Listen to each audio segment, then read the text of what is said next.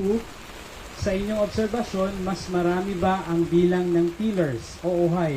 Kasi later sana maglalakad po tayo dyan, tapos itingnan natin yung number of tillers.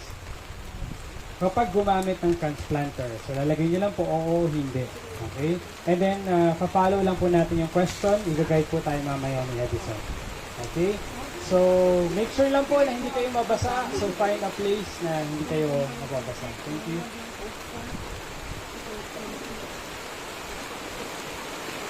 Harvest eh, nangyayang pagbubo. Kung kuan ba yung manual na kuan, hindi na pwede. Harvester? Harvester okay ra. Ano ba? Problema i-drop ala sa sako. Oh, kadang ko, ba't yung pagbubo?